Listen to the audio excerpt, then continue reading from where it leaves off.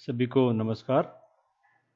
BA BEd BSc BEd 4th year में आज हम पढ़ेंगे अवलोकन विधि, है ना, जिसे निरीक्षण विधि भी कहते हैं, पड़ताल सूची, चेकलिस्ट, आत्मकथा, ऑटोबायोग्राफी, है ना, और छात्रों द्वारा निर्मित वस्तुएं कौन कौन सी है, अंत में परीक्षा। तो इस प्रकार क्या है, हम लोग शिक्षण में मूल्यांकन,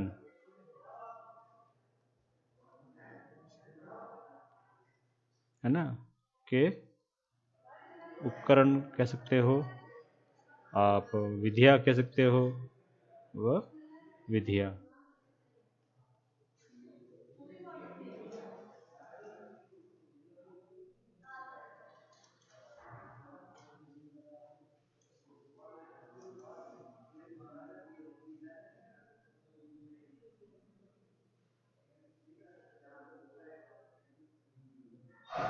विधियां, है ना, मेन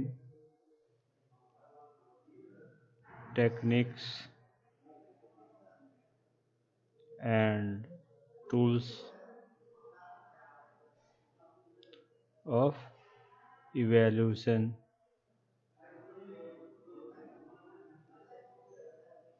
इन टीचिंग।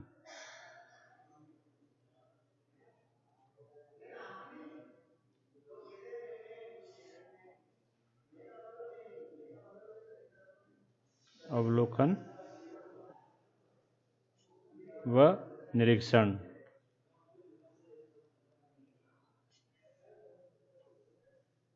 दूसरा हम बात करेंगे पड़ताल सूची,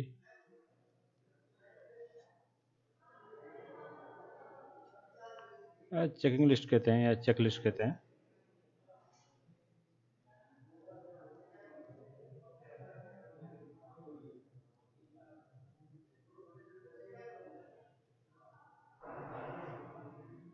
तीसरा आत्मकथा या ऑटोग्राफी।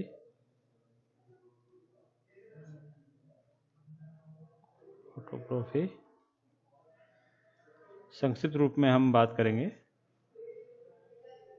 क्योंकि विस्तृत रूप में इसके अंतर्गत तो बहुत सारी जो बातें हैं वो आ सकती है। छात्रों द्वारा निर्मित वस्तुएं भी होती है, छात्रों द्वारा निर्मित वस्तु। पांचवा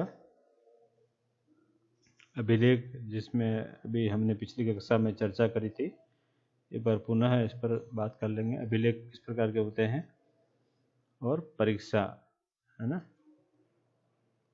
परीक्षा बहुत सारी कौन कौन सी जो परीक्षाएं हैं वह भी यहाँ पर अपन बात कर लेंगे।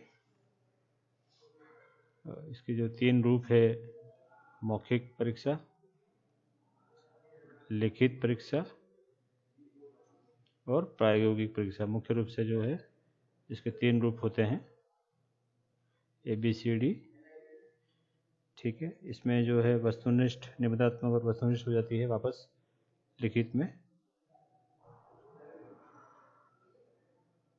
वस्तुनिष्ठ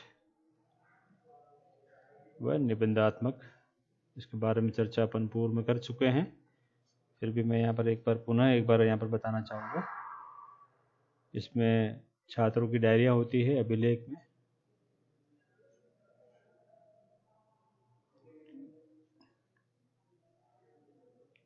छात्र डायरी। दूसरा है घटना वृत्तांत,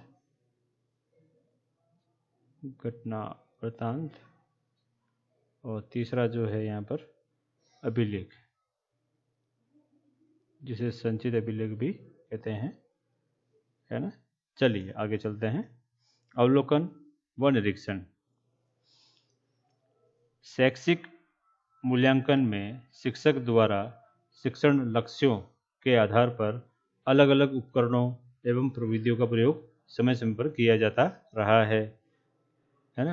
यहाँ पर हम निम्नलिखित अवलोकन, पड़ताल सूची, आत्मकथा, छात्रों द्वारा निर्मित, है ना, अभिलेख, और परीक्षा के बारे में अपन बात करेंगे। स्टूडेंट मेड, है ना, ये तो हो जाएगा। अभिलेख तो रिकॉर्ड्स हो जाएगा, और परीक्षा मतलब एग्जाम्स हो जाएगा।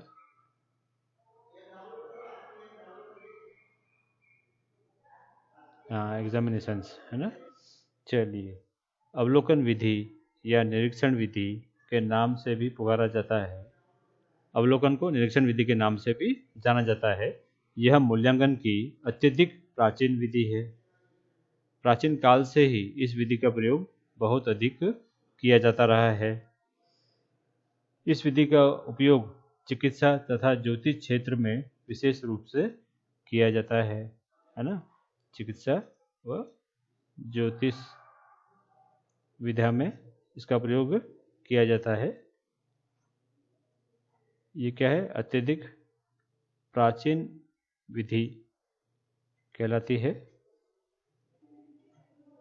इस विधि का आधुनिक शिक्षा और मनोविज्ञान के क्षेत्र में भी इस विधि का प्रयोग व्यापक रूप से किया जा रहा है ना। मनोविज्ञान में भी इसका प्रयोग किया जा रहा है।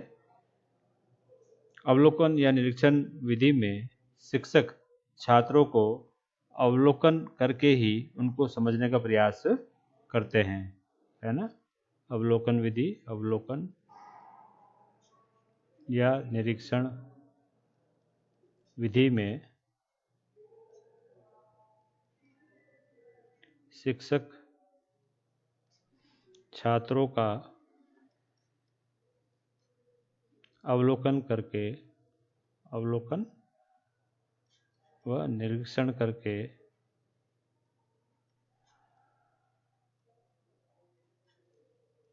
करके ही उनको समझने का प्रयास करते हैं।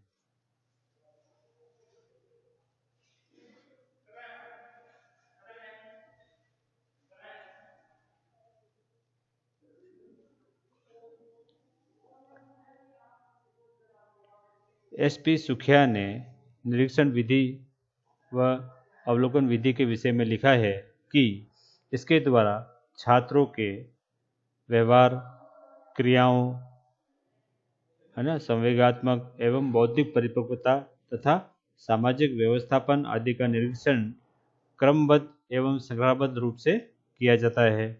यह प्रविधि आदतों तथा कुशलताओं के विकास की जांच करने में बहुत उपयोगी है।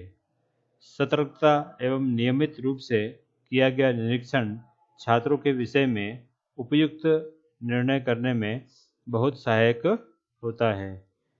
प्रकार, इसके कौन कौन से प्रकार होते हैं? नियंत्रित व अनियंत्रित। पहला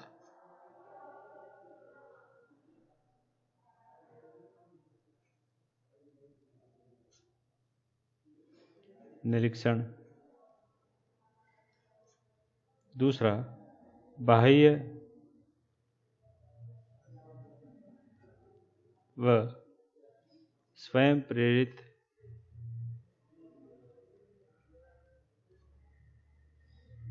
निरीक्षण,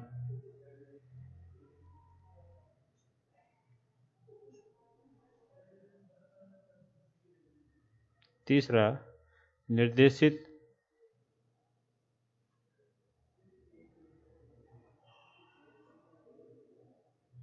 या उपपत्ति निरीक्षण,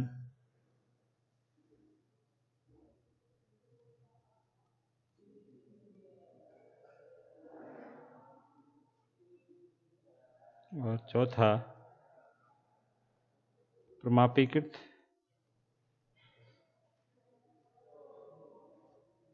व अप्रमापीकृत निरीक्षण, है ना।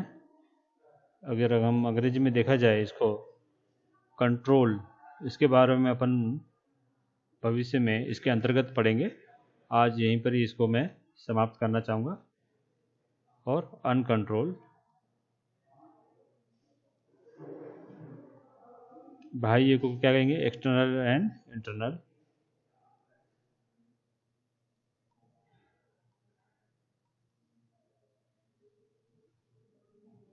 डायरेक्ट एंड फाइंडिंग, उत्पत्ति मतलब डायरेक्ट एंड फाइंडिंग, फाइंडिंग और स्टैंडर्ड एंड नेचुरल, स्टैंडर्डलाइज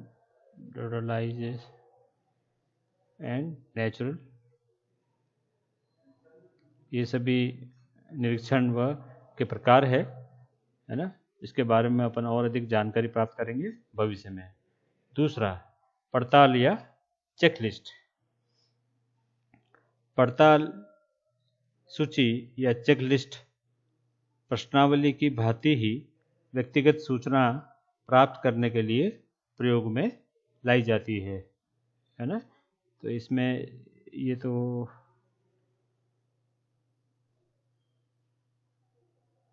व्यक्तिगत सूचनाओं को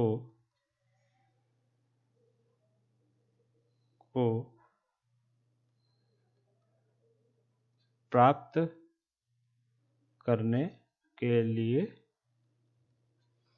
प्रयोग में लाई जाती है, प्रयोग या उपयोग में लाई जाती है ना। इस तरह से क्या है, लाई जाती है। इनमें इस प्रकार के शब्द व वाक्यों में लाए जाते हैं जिनसे छात्र के वांछनीय या अवांछनीय व्यवहार तथा किसी कार्य से संबद्ध कुशलता का ज्ञान प्राप्त होता है। चेकलिस्ट के माध्यम से हमें पता चल जाता है कि अमुक बालक बालिका का जो रिजल्ट है वो क्या रहा है। रिजल्ट या परिणाम या आंकड़ों के माध्यम से हम क्या है, उस व्यक्ति की व्यक्तिगत सूचनाओं को उनके अभिभावकों से अवगत करा सकते हैं। तीसरा, आत्मकथा या बायोग्राफी। आत्मकथा एक आत्मनिष्ठ प्रवृत्ति है। इसमें छात्र अपने बाल्यकाल से अब तक के जीवन विषयक अनुभवों का विवरण सीखता है। इसके भी दो निम्नलिखित रूप है। अपन अगले प्रश्न में आ जाते हैं, ये पेज काफ़ी भर गया है।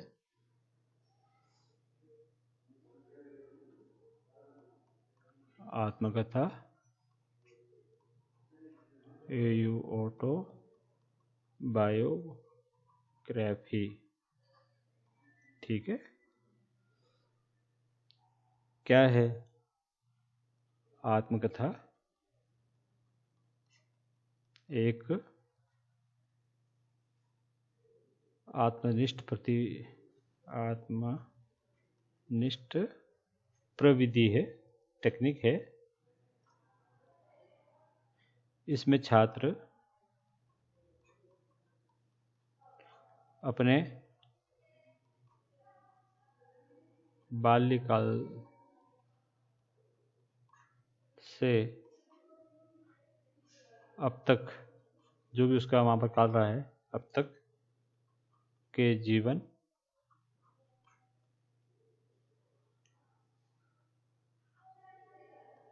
विषयक अनुभवों का विवरण सीखता है।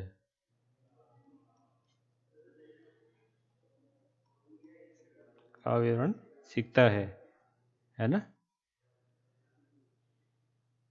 आत्मकथा, आत्म की कथा, अर्थात स्वयं के बारे में यदि उसको जानना है तो वो क्या है, बाल्यकाल से जो भी उसके वहाँ पर वो एक ही स्कूल में यदि उसका जीवन बीता है तो उसके जीवन अनुभवों को क्या है, संधारित किया जाता है। संचित अभिलेख के माध्यम से वह पता कर सकता है। इसके दो प्रकार हैं, दो रूप है। पहला है निर्देशित आत्मकथा,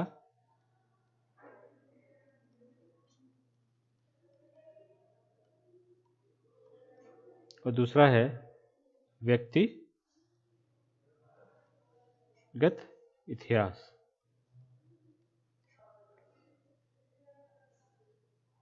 है ना। इस विधि का एक महत्वपूर्ण लाभ यह है कि छात्र का मूल्यांकन करने वाला छात्र के जीवन दर्शन, उसके व्यक्तित्व की संरचना, उसकी विचार शैली के संबंध में ज्ञान प्राप्त करता है। दूसरे, इस विधि में छात्र की सफलता के विषय में पर्याप्त जानकारी हमें प्राप्त होती है, क्योंकि उसमें अंदर व्यक्तिगत बातें होती है ना। तो निर्देशित में तो क्या होता है, छात्र का मूल्यांकन करने वाले छात्र के जीवन दर्शन, उसके व्यक्तित्व की संरचना, है ना, उसकी विचार शैली संबंध में निर्देशित आत्मकथा होती है। व्यक्तिगत इतिहास विधि में क्या होता है, छात्र की सफलता के विषय में पर्याप्त जानकारी हमें मिलती है। ठीक है। छात्र द्वारा जो आपका जो है तीसरा जो है, पहले अपन देख लेते हैं क्या था, लेकिन अब जो है छात्रों द्वारा निर्मित वस्तुएं, है ना। विद्यालय में अनेक कलात्मक वस्तुएं बनाई जाती है, अनेक प्रकार के कार्यक्रम होते हैं, उत्सव होती है, जयंतियाँ होती है। तो उन उत्सवों, जयंतियों, कई प्रकार के मेले का आयोजन भी समय समय पर किया जाता है, कई प्रकार के एग्जीबिशंस लगाए जाते हैं, है ना। उन सभी में छात्र द्वारा निर्मित क्या है, अनेक प्रकार की जो वस्तुएं हैं वो बनती है, मॉडल्स है वो बनते हैं, चित्र बनते हैं, पेंटिंग्स बनती हैं, है ना, कागज़ की और लकड़ी की चीज़ें बनती हैं, मिट्टी की कलाकृतियाँ बनती है, आर्ट एंड क्राफ्ट के माध्यम से अनेक प्रकार की जो टीचर बताती है तो उसको भी वो क्या संचित करते हैं। ठीक है। तो इस प्रकार की जो छात्र द्वारा जो निर्मित जो वस्तुएं हैं वह भी क्या है, इसके अंतर्गत आती है, मूल्यांकन के अंतर्गत आती है। तो छात्र विद्यालय में अनेक कलात्मक वस्तुएं बनाते हैं, जैसे चित्रकला, कागज़ से बनी, है ना, लकड़ी से बनी, मिट्टी से बनी, आर्ट एंड क्राफ्ट के अंतर्गत बनी अनेक प्रकार की कलाकृतियाँ, पेंटिंग इत्यादि सभी इसके अंतर्गत आते हैं।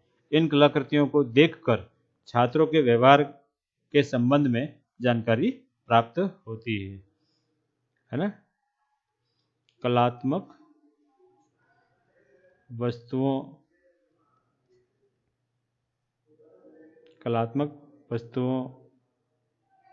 को देखकर छात्रों के व्यवहार में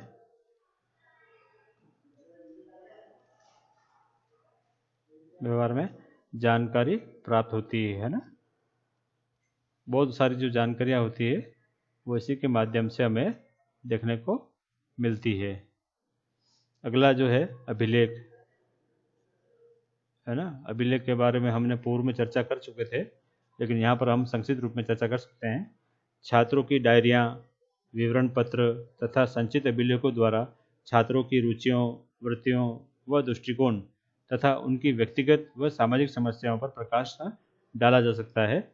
अभिलेख को जो 3 भागों में हम बांट सकते हैं, छात्रों की डायरिया,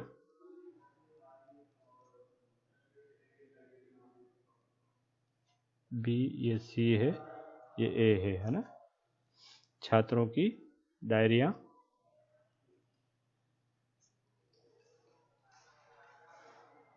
दूसरा घटना वृत्तांत,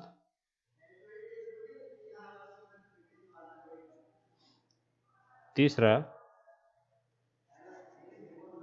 संचित अभिलेख।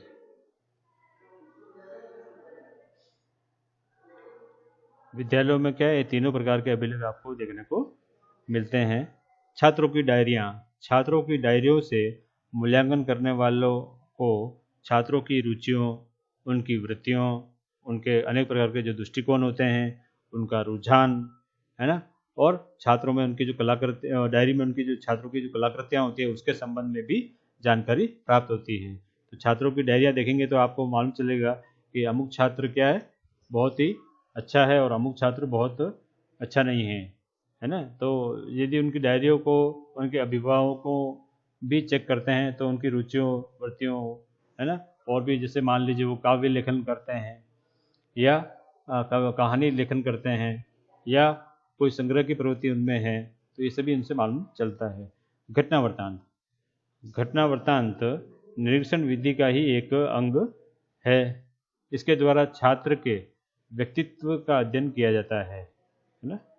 इसके द्वारा छात्र के व्यक्तित्व का अध्ययन किया जाता है। कैसे किया जाता है? कई प्रकार की जो घटनाएं होती हैं जो कक्षा कक्ष के अंतर्गत घटित होती है, वह विद्यार्थी क्या है, मान लीजिए 7 वर्ष से लेकर के 15 वर्ष तक आपके विद्यालय में वो गुजारता है, तो उसके जीवन से संबंधित कई प्रकार की जो घटना होती है ना, जीवन से संबंधित घटना,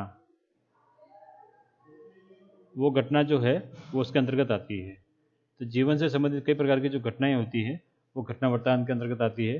कई प्रकार की घटनाएं जब घटती है, उसका विवरण जब विद्यालय रखता है, उसके माध्यम से उसके क्या है, व्यक्तित्व का आकलन लगाया जाता है ना। छात्रों को डायरी को लिए मैं थोड़ा सा देता हूँ। इसके द्वारा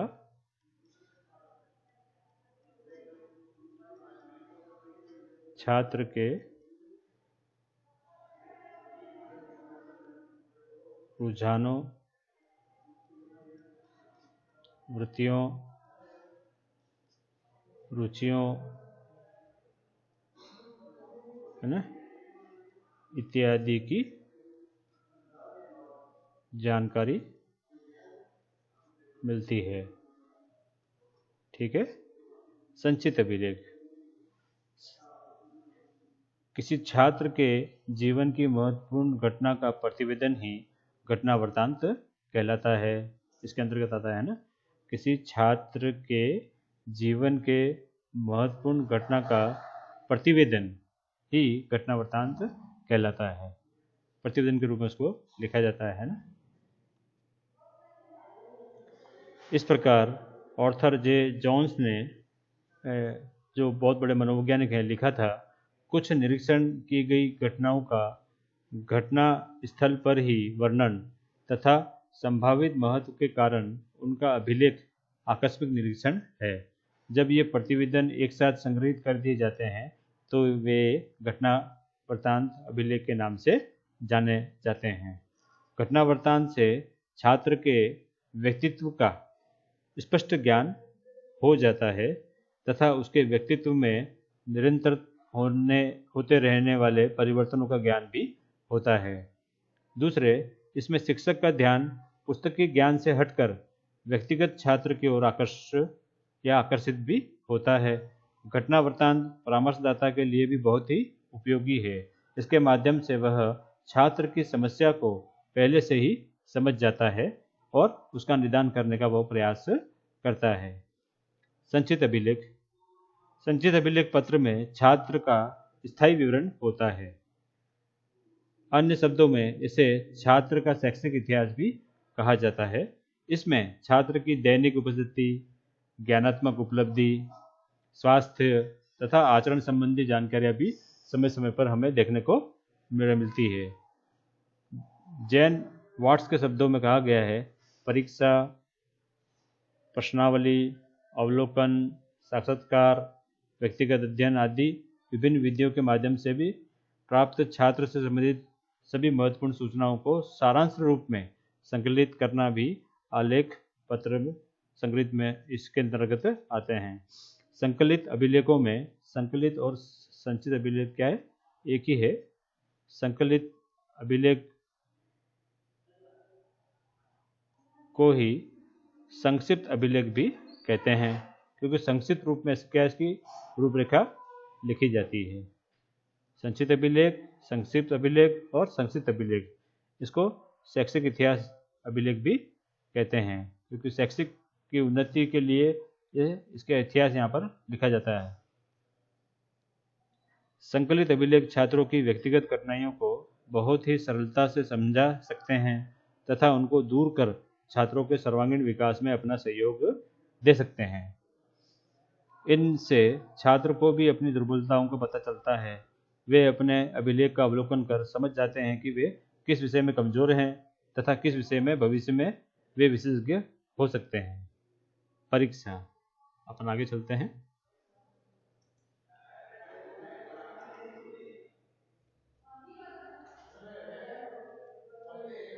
परीक्षा है ना, एग्जाम जिसको अपन कहते हैं, ये एग्जामिनेशन मौखिक, ओरल, दूसरा प्रायोगिक, प्रैक्टिकल,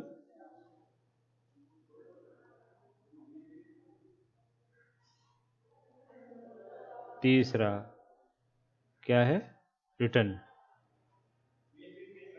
लिखित, रिटन एग्जाम है ना। इस प्रकार के क्या, ये पहला, ये दूसरा, ये तीसरा। परीक्षा छात्रों का समस्त मूल्यांकन करने के लिए उसकी परीक्षा के माध्यम से उसका आकलन किया जाता है कि वह कौन सी श्रेणी, कौन से वर्ग, कक्षा में उसका स्थान इत्यादि को पता क्या है, परीक्षा के माध्यम से चलता है। परीक्षा में मुख्य रूप से 3 जो है, मौखिक, प्रायोगिक और लिखित, मुख्य रूप से इसके 3 रूप है। पहला मौखिक परीक्षा, ओरल एग्जाम या एग्जामिनेशन। मौखिक परीक्षा का प्रयोग मुख्यतः पढ़ने की योग्यता, एकत्रित की गई जानकारियों की जांच तथा ग्रहण करने की क्षमताओं का ज्ञान प्राप्त करने के लिए होता है। इस परीक्षा में शिक्षक छात्रों से मौखिक प्रश्न पूछकर छात्रों का जांच करता है ना। इस परीक्षा में शिक्षक छात्रों से अनेक प्रकार के विषय संबंधी मौखिक प्रश्न पूछता है या पूछते हैं, है ना। पूछ कर जांच करता है ना, पहला वाला। दूसरा प्रायोगिक परीक्षा, जिसको अंग्रेजी में प्रैक्टिकल एग्जामिनेशन कहते हैं, प्रैक्टिकल एग्जाम या एग्जामिनेशन, है ना। इस प्रविधि का मुख्यतः प्रयोग कृषि, हस्तकला, विज्ञान, भूगोल तथा ड्राइंग आदि विषयों में होता है। छात्र अपने द्वारा बनाए गए नमूनों को शिक्षक के सम्मुख प्रस्तुत करते हैं। शिक्षक उनके हस्त कौशल की जांच कर क्या है, जांच करते हैं। दूसरा, छात्र अपने द्वारा बनाए गए नमूनों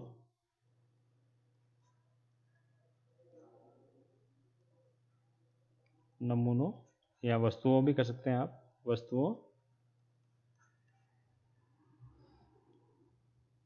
वस्तुओं को शिक्षकों या शिक्षक के समक्ष प्रस्तुत करते हैं,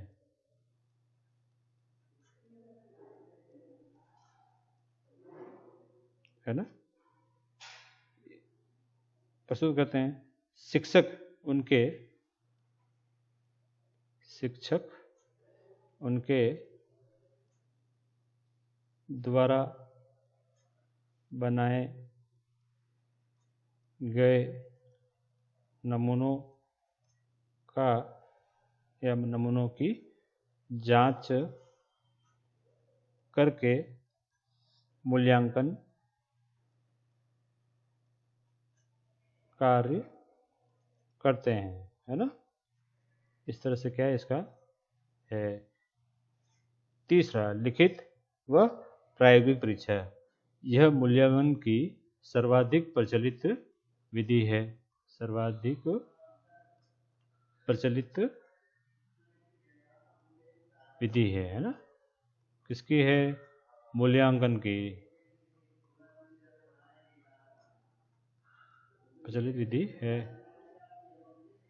इसमें छात्र उत्तर पुस्तिका में प्रश्न का उत्तर लिख कर देता है। इस परीक्षा के निम्नलिखित 2 रूप है ना? कौन कौन से है? पहला है निबंधात्मक और दूसरा है वस्तुनिष्ठ। निबंधात्मक, जिसकी चर्चा अपन पूर्व में कर चुके हैं, और वस्तुनिष्ठ।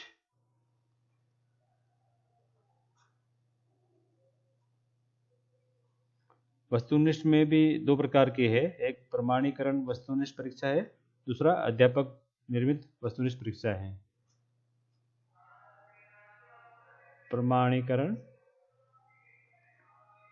वस्तुनिष्ठ परीक्षा है और एक टीचर मेड या अध्यापक निर्मित, जो अपन शुरू में पढ़ चुके हैं। यहाँ पर संक्षिप्त रूप में ही इसका मैं विवरण दूंगा। लिखित परीक्षा है ना? छात्र इस परीक्षा में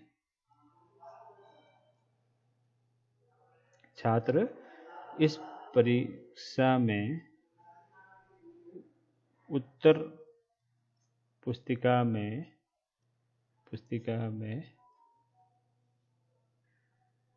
प्रश्नों का उत्तर लिख कर देते हैं। ठीक है, लिख कर देते हैं, जिससे इनका मूल्यांकन किया जाता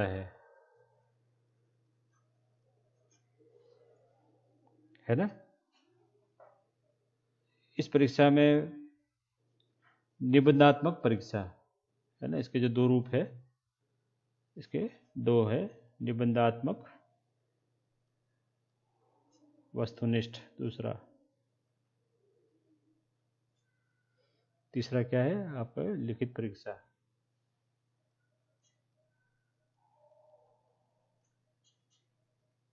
के 2 रूप है। पहला ऐसे टाइप क्वेश्चन, जिसको निबंधात्मक कहते हैं। इस परीक्षा में प्रश्नों का स्वरूप, यहाँ पर है ऐसे टाइप क्वेश्चंस।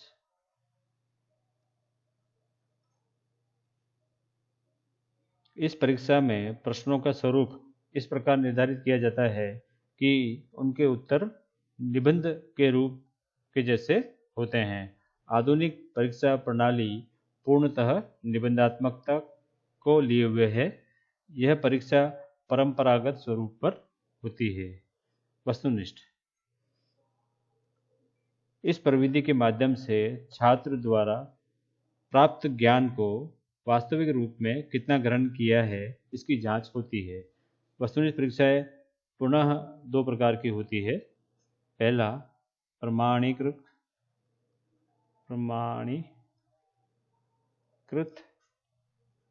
और दूसरा अध्यापक निर्मित, है ना? प्रमाणीकृत वस्तुनिष्ठ परीक्षा में कई प्रकार के प्रश्न जो होते हैं वो स्टैंडर्डाइज होते हैं, प्रमाणित होते हैं। उसी प्रकार जब कक्षा में जब मूल्यांकन किया जाता है, तो मूल्यांकन में अध्यापक निर्मित प्रश्न होते हैं, उसके माध्यम से पाठ का मूल्यांकन किया जाता है। उपर्युक्त विवरण के आधार पर निष्कर्षतः कहा जा सकता है कि छात्रों के संपूर्ण विकास का मूल्यांकन करने के लिए सभी विधियां अति महत्वपूर्ण हैं, परंतु साथ ही हमें यह भी ध्यान में रखना चाहिए कि कोई भी एक विधि ऐसी नहीं है जो विद्यार्थी के संपूर्ण विकास के विषय में आवश्यक सभी गुणों का परीक्षण कर सके। अतः अन्य शब्दों में, किसी एक विधि द्वारा जानकारियां संग्रहित करना कठिन है। आवश्यकता तथा परिस्थिति के अनुसार उपयुक्त और प्रभावशाली विभिन्न विधियों का ही उपयोग समय रहते हमें करना चाहिए और निष्कर्ष को प्राप्त करना चाहिए। ठीक है, यह टॉपिक यहाँ पर समाप्त होता है। सभी को मेरा नमस्कार।